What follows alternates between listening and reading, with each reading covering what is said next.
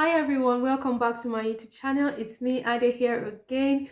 If you see my face for the first time, my name is Ade and I film about faith, motherhood, and lifestyle. I hope you all are doing well. If you're an existing subscriber, thank you so much for always coming back to watch my content. It means a whole lot to me, to be honest with you. Thank you so much. Thank you very much. Okay, so we are going to be doing something very relaxing, something very interesting on today's video. I'm going to be reacting to some cultural shock in the abroad. Okay, so if this is something that you're interested in, don't go anywhere. Just keep on watching.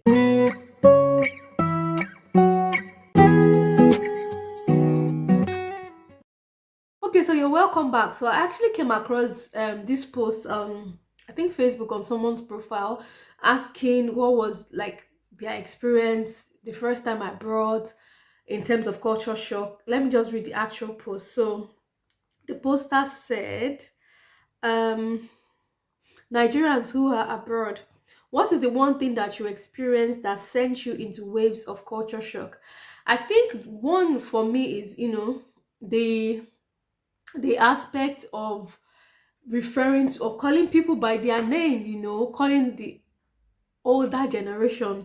When I mean the older generation, I mean the advanced people by their name. It is when, at the beginning it was very weird for me. It was like my mouth was so heavy to call, an elderly person by their name.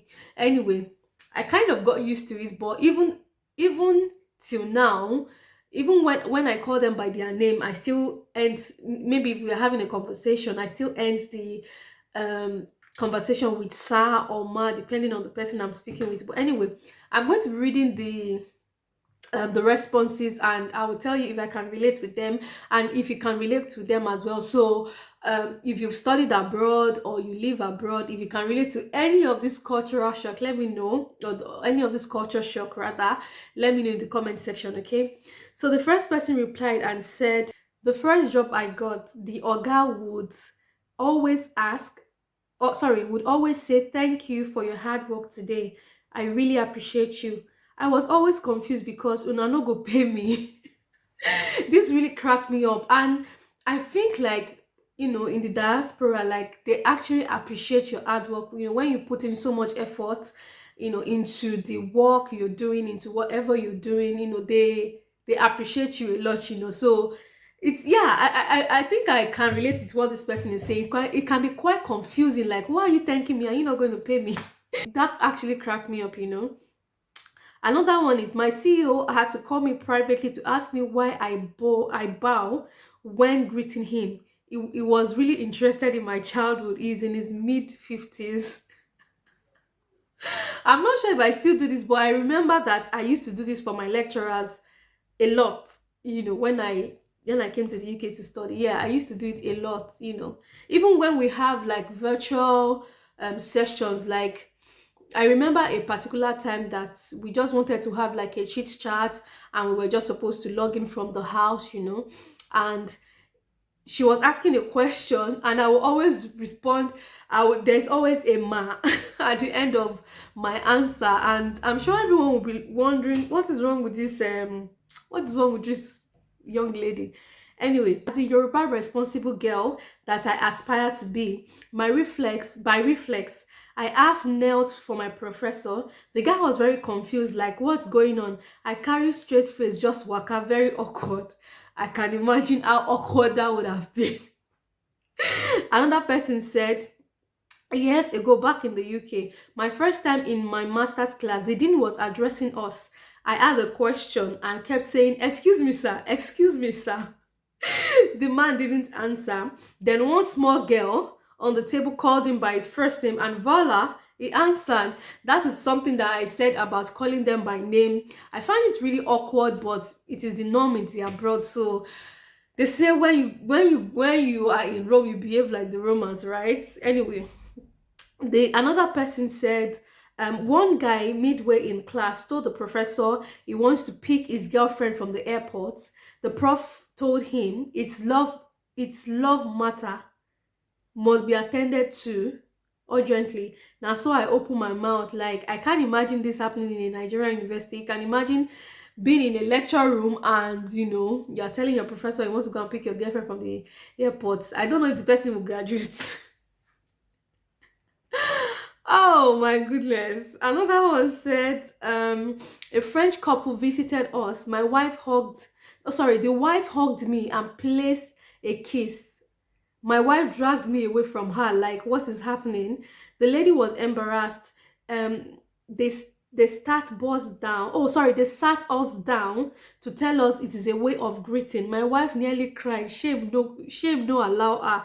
I can imagine. Do you know when like British people or the white people, they hug you, especially maybe when your friends or they know you or something, they hug you and plant a kiss on your cheeks. And I'm sure if that is your first time experiencing that, you'll be wondering what is going on here, like why are you so so but yeah, I can imagine the how embarrassed his wife must have felt. Like this is like a norm, this is like a normal thing in the abroad. And you know anyway, moving on. The next one is um first day I learned this is fun.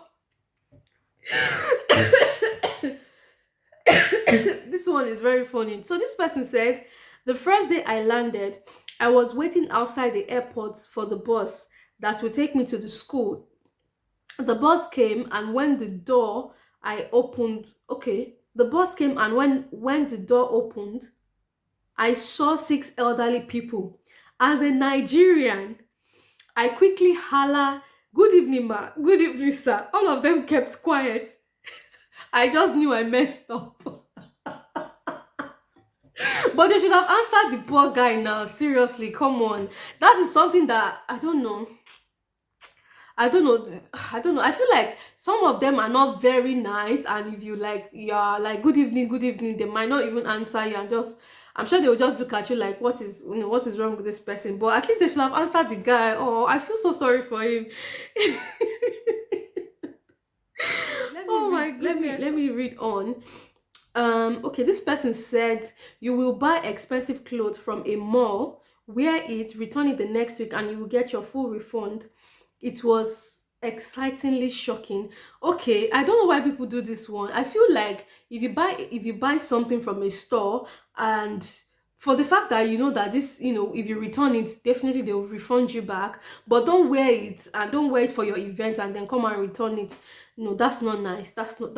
I know people do it, but I don't think that is very nice. Anyway, the next one is I bought a jacket, returned it after 2 weeks because it was a bit bigger for my size. Guess what? I was given extra £5 after picking a new one. Why? Because the lady said the price of the item had dropped since the time I made my purchase. I immediately thought about Nigeria and cried inward. I can totally relate with this person. In Nigeria, if okay, first of all, I don't think you can even return it and get a refund. I think the worst that can happen is that they will tell you, okay, pick something else instead of the item that you've picked. So I don't think you buy something and say, oh, you want a refund. But it is I can actually relate with this. Like, you buy something and you return it, maybe because it's big, as long as it's still within the time frame of when you can. I think you've got like 14 days before you can return an item. If maybe the item is not your size, or you don't you just no longer want it again, or you don't want it anymore. Of course, they are going to return your money to you. And I can relate with the fact that you got extra £5 because the money had dropped. Anyway, that is interesting. The first time I said sorry to someone when they hurt themselves, I got a reply that, what are you sorry for? It wasn't your fault. I almost said sorry again. The second is the Midlands, when they say you're all right. Like, is everything all right? Why are you telling me sorry? Meanwhile, how are you doing? I don't understand what this person is saying, but I think I understand the first part, where maybe somebody hurts themselves and then you say, oh, sorry, or oh, I'm sorry, and they'll ask you, what are you sorry for? I can relate with this because it has happened to me before. If you watch my previous videos where I talked about when I first initially came to study in the UK, and I used to work, I used to care for the elderly people, and maybe when they hurt themselves or they or something happens, I'm like, oh sorry, oh I'm sorry, and they'll be like, what are you sorry for? It's not your fault. I remember this particular very sweet, very sweet guy. His name is Peter. He has passed on now. I really love that man so much. I really loved it. It was so sweet. If he does something to himself, or maybe something happens, and you'll be like, oh I'm sorry, and he will even hold your cheek, and you'll be like, oh, what are you sorry for? You don't have to be sorry, it's not your fault. Oh my god, some of them are actually very sweet and nice. Anyway, let me read a couple more, and that will be the end of this video. Basically, another one, this one too is very funny. I spent 2 hours waving for buses to stop along the road so I can jump in. On my mind, I was so angry. I tagged them racist, not knowing the buses don't stop anywhere that is not a bus stop. Yeah, that is absolutely correct. Actually, I can relate with this because there was a time I was going to work while I was a student, and I think I wasn't I think I wasn't stopping the bus. Okay, let me show you something. When you want to stop the bus, you stay in the bus stop. Sometimes you're not necessarily waiting for that bus. Maybe you're waiting for the other bus and it's the same bus stop. You stretch your hand forward, something like this, so that the bus will know that you want to jump on that bus. So, but I think because I was just standing there and I wasn't like dropping my hand down to say I want to enter your bus, the guy just left. And that meant that I was going to be late for work. I was so angry. I was so hungry, like I was actually showing my expression, and the guy saw me, but he didn't quickly realize that I wanted to jump on his bus. Luckily for me, the bus was late, and it meant that the next bus that was supposed to come came like 2 minutes after he left. And that was like, I was very happy about that. So I jumped on the other bus, and when he saw me at the bus station, it was like, oh, you didn't drop your hand, that was why I didn't wait, not that I didn't want to wait for you. I'm like, okay, no problem, that's fine. So yes, I can relate with that. I bowed to greet one professor a few times. She studied how I did it and started bowing to greet me. I didn't know how to react. You can imagine your professor bowing to greet you. So I'm sure that the professor must have thought that maybe that was some sort of a tradition or a greeting in your language, or in your culture. I mean, that's very weird and awkward. I'm going to read one more, and that will be like the end of this video. Oh my god, I've had so much fun filming this. I hope you are enjoying this video. Please, if you've watched to this point and if you've enjoyed this video, don't forget to subscribe. Oh, if you've not subscribed, don't forget to subscribe. If you don't subscribe and you watch this video to the end, you will see me in your dream. Okay Anyway, the next one is, let me read this one. This one said, people talk about their age so freely, not a big deal in the US. And then another person said, haha, experience this. She's Indian, American, pretty. She's 33 and was like, she's not ready to get married because she's still young. Where am I coming from? Quarter to 30, my whole family is calling you and holding prayer meetings. I think I can relate with this age thing. Like, I feel like the British people or the white people, they don't see anything, of which I also do not see anything in hiding. I don't know why people hide their age, like, especially ladies. I don't know why they hide their age so much. They don't want people to know how old they are. Maybe because they don't want people to look down on them and say, oh, she's even a small girl or anything. Me, I don't really care. Me, I don't even mind. Like, that one is not, that's like the least of my problem. Like, why would I be worried if somebody will look down on me or not if I tell them my age? Anyway, that's the end of this video. I really hope that you have enjoyed this video. Let me know if you can relate with any of this culture shock in the abroad, okay? So yes, that's the end. I'll see you in my next one. Like I always say, continue to stay safe. COVID is still out there, okay? COVID is still out there. Let's continue to keep safe. Let's wear our mask, wash our hands, sanitize, and maintain safe distancing and social distancing. Continue to keep safe. Stay in God, and God bless you. God loves you, and I love you too. Mwah. Bye.